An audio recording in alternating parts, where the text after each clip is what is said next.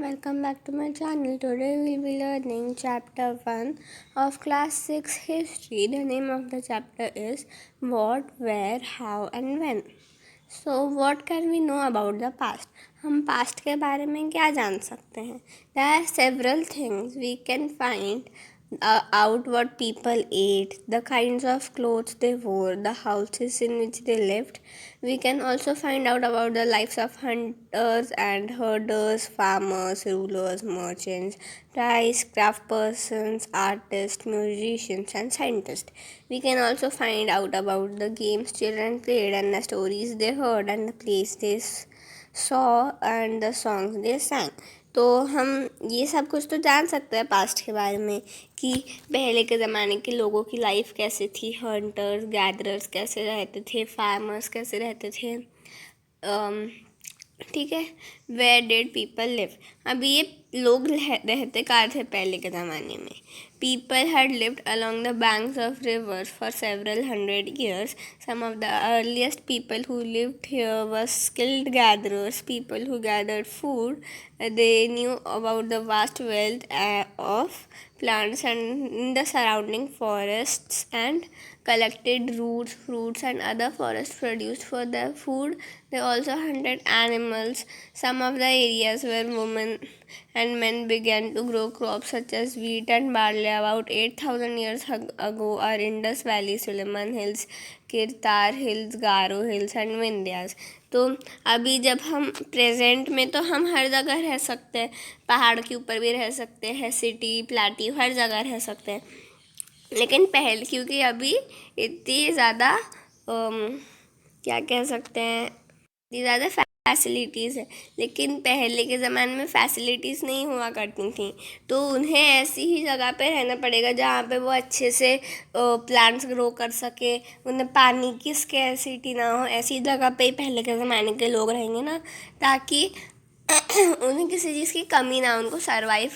उनके लिए सर्वाइवल इतना आसान नहीं था, तो सिर्फ उन्हीं जगह पे रहते थे जहाँ पे सर्वाइवल उनके लिए आसान हो जाए.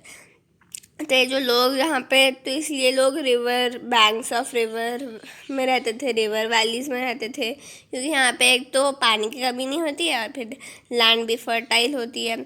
तो ये जो यहाँ पे जो लोग रहा करते थे वो स्किल्ड गैदरर्स थे, मतलब वो लोग जो खाना कलेक्ट करते थे और इनको प्लांट्स के सराउंडिंग के बारे में बहुत कुछ पता था. और ये रूट्स, फ्रूट्स और जितने भी प्लांट प्रोड्यूस रहते हैं या फिर फॉरेस्ट प्रोड्यूस रहते हैं वो सब कुछ गैदर करके लाते थे. और ये एनिमल्स को भी हंट करते थे, मतलब मार के खाते थे. और some of the areas where men and women first began to grow crops such as wheat and barley about 8,000 years ago are Indus Valley, Suleiman Hills, Kirtar Hills, Garo Hills and Vindhyas. तो ये जगहें हैं, इधर सबसे पहले crops grow किए गए थे, वीट और बार्ली. तो people also began rearing animals like sheep, goat, cattle and lived in villages. तो इन लोगों ने शीप, गोट और ये जितने भी एनिमल्स रहते हैं उन्हें डोमेस्टिकेट किया, क्योंकि हमें शीप से वूल मिलता है, गोट से मिल्क मिलता है. ऐसे ही जितने भी एनिमल्स उनके लिए यूज़फुल थे उन्होंने उन सबको रेयर करना शुरू किया. The places where rice was first grown are the north of Vindhyas. तो इंडिया में कहाँ पे फर्स्ट पहले राइस ग्रो हुआ था, वो विंध्यास के नॉर्थ में हुआ था. और फिर 4700 years ago, some of the earliest cities flourished on the banks of the rivers. Later, about 2500 years ago, cities developed on the banks of Ganga and its tributaries and along the seas and coasts. In ancient times, the areas along these rivers to the south of the Ganga was known as Magdha, now lying in the state of Bihar. Its rulers were very powerful and set up a larger kingdom. Kingdoms were set up in other parts of the country as well. Throughout, people traveled from one part of the subcontinent to another. The hills and high mountains, including the Himalayas, deserts, rivers, and seas, made the journey dangerous at times but never impossible. So, men and women moved in search of livelihood, so as also to escape from natural disasters like floods or droughts. तो ये जो लोग थे, तो ये एक जगह से दूसरी जगह ट्रैवल करते थे सब कॉन्टिनेंट के। क्यों? ये हिल्स पे जाते थे, हाई माउंटेन्स पे भी जाते थे, डेजर्ट्स में भी जाते थे उनके पास से। और ये जो hills, mountains, deserts, rivers, seas जो थे, इनकी जर्नी को डेंजरस कर देते थे और बहुत ही ज़्यादा हार्ड बना देते थे। लेकिन ये इसलिए जो लोग थे वो इसलिए घूमते थे क्योंकि लाइवलीहुड के लिए घूमते थे, as to escape from natural disasters. जैसे कहीं पर फ्लड आ गया, कहीं पर ड्रॉट आ गया, या फिर कहीं पर खाने की कमी हो गई, कहीं पर पानी की कमी हो गई, तो इसीलिए ये लोग एक जगह से दूसरी जगह मूव करते थे। और कुछ कभी कभी जो मैन थे वो आर्मी पे भी जाते थे दूसरों की लैंड्स को अपने कब्जे में लेने के लिए, conquering others lands. And besides merchants travel with caravans of ships carrying valuable goods from place to place, and religious teachers walked from village to village, town to town, stopping to offer instructions and advice on the way. और ये जो religious teachers होते थे वो village से village हर किसी के घर पे जाके उन्हें बताते थे, मतलब उनकी जो भी रिलीजियस एक्टिविटीज़ है या फिर उनके रिलीजन में जो भी कुछ बताया गया है वो सबको जाके बताया करते थे, ऐसे घर घर जाके, विलेज विलेज जाके। And finally some people perhaps travelled driven by the spirit of adventure, wanting to discover new and exciting places. All these led to sharing of ideas between people. ठीक है, तो ये जो लोग थे इस तरह से रहते थे, मतलब वो रिवर बैंक्स में रहा करते थे और वो स्किल्ड हंटर गैदरर्स हुआ करते थे। और वो रिवर बैंक्स में इसलिए रहते थे क्योंकि वहाँ पे किसी चीज़ की कमी नहीं होती ज़्यादातर। और हाँ, बस इतना ही था इसमें। फिर names of the land, two of the words we often use for our country are India and Bharat. हमारी कंट्री के तो बहुत सारे नाम हैं, हिंदुस्तान, इंडिया, भारत और भी बहुत कुछ है। लेकिन ये जो दो कॉमन वर्ड है इंडिया और भारत, तो बाकी कंट्रीज़ के तो नहीं है ना, मतलब हैं बाकी कंट्रीज़ के भी, लेकिन हमें तो हमारी इंडिया के पता है ना। तो क्यों आए हमारे कंट्री के दो वर्ड्स, ऐसे बहुत सारे words. The word India comes from the Indus called Sindhu in Sanskrit. अभी ये जो इंडिया नाम आया था ये इंडस रिवर से आया था, जो जब ईरानीज और ग्रीक्स इंडिया आए थे 2500 years ago, they were familiar with the Indus, called it the Hindus or the Indus, and the land of the east of the river was called India. तो ऐसे इंडिया, मतलब इंडिया का नाम India पड़ गया। किसने रखा था? ईरानीज और ग्रीक्स ने। फिर the name Bharat was use for a group of people who lived in the north west. Bharat name कैसे आया? हमारे सब कॉन्टिनेंट में जो लोग नॉर्थ वेस्ट साइड में रहा करते थे उन्हें भारत कहा जाता था। And who are mention in the Rigveda, the earliest composition in Sanskrit. Now, finding about the past. There are several ways of finding out about the past. One is to search for and read books about the past. अभी हम लोगों को कैसे पता चला past में जो भी हुआ था? कोई मतलब हमें कैसे पता चल सकता है? हमने कैसे पता लगाया? पहले के ज़माने के लोग जो थे बुक्स लिखते थे कि क्या क्या हो रहा है, जैसे डायरीज लिखते हैं ना वैसे लिखते थे। अभी पहले के ज़माने में बहुत पहले के ज़माने में पेपर तो नहीं हुआ करता था, पेन तो नहीं हुआ करता था, तो वो किधर लिखते थे? वो मैन्युस्क्रिप्ट्स में लिखते थे।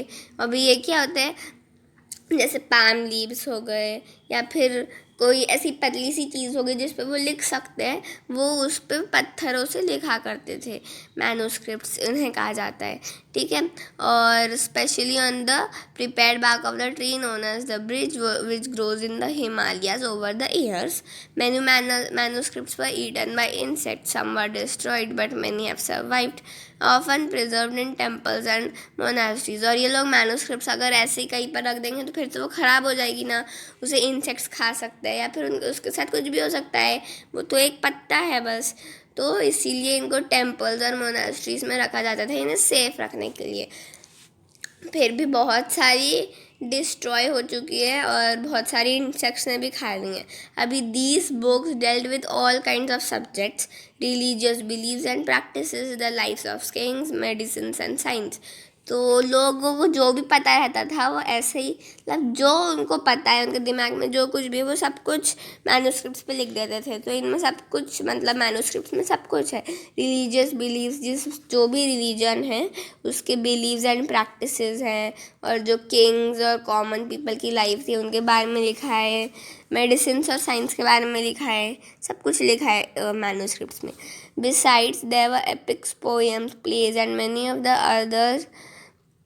many of these were in Prakrit and Tamil. अभी प्राकृत क्या है, ये जो पहले के ज़माने के लोगों की जो कॉमन लैंग्वेज हुआ करती थी उसे प्राकृत कहा जाता है, जिसमें वो बात क्या करते थे। ऐसी बहुत सारी जगह की खुद की कॉमन लैंग्वेज होती है, जैसे हिंदी है, वो इंडिया के, मतलब मोस्टली इंडिया में हर किसी को आती है, तो हिंदी इंडिया की क्या है, वही प्राकृत लैंग्वेज। लेकिन जैसे जैसे हम लोग स्टेट चेंज करते हैं, हिंदी के एक्सेंट भी चेंज होते रहते हैं ना, ऐसे ही प्राकृत थी और Tamil. We can also study inscriptions. अभी इंस्क्रिप्शंस क्या है, ये क्योंकि मैनूस्क्रिप्ट्स जल्दी ख़राब हो जाती थी तो इसीलिए लोग पत्थरों पे या फिर बहुत हार्ड जो चीज़ें रहती हैं ना उन पे लिखा करते थे, जैसे स्टोन्स, मेटल्स। और sometimes kings got the orders inscripted on that so that people could see, read and obey them. तो ये जो किंग्स रहा करते थे वो भी मैनूस्क्रिप्ट्स पे अपने ऑर्डर्स लिखवाते थे, और ताकि लोग इन्हें पढ़ें और इसे ओबे करें, जो भी किंग कहना चाह रहे हैं उन्हें। There are other kinds of inscriptions as well. बहुत सारे अलग अलग टाइप्स के भी इंस्क्रिप्शंस है, where man and women recorded what they did. जो भी उन्होंने किया उन्होंने इंस्क्रिप्शंस और मैनूस्क्रिप्ट्स पे लिख दिया। Those who studies these objects are called astrologist. तो ये जो भी लोग ये पढ़ते हैं इन्हें हिस्टोरियंस या फिर एस्ट्रोलॉजिस्ट कहा जाता है।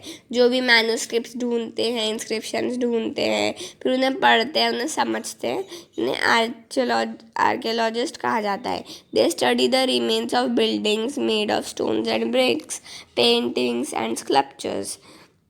They also explore and evacuate to find tools, weapons, pots, etc.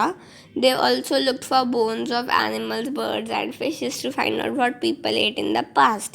तो ये हर चीज़ के बारे में, जैसे डिटेक्टिव्स नहीं ढूंढते क्या, वैसे ये भी हर जगह मतलब सब कुछ ढूंढते कि पहले के ज़माने के लोग कैसे रहा करते थे, कैसे कौन से टूल्स और वेपन्स यूज़ किया करते थे, क्या कैसे रहा करते थे, कैसे घर बना के रहते थे, क्या खाते थे, और यही सब कुछ देखते थे। Plant remains survive far more rarely than seeds of grains and pieces of wood that have been burned.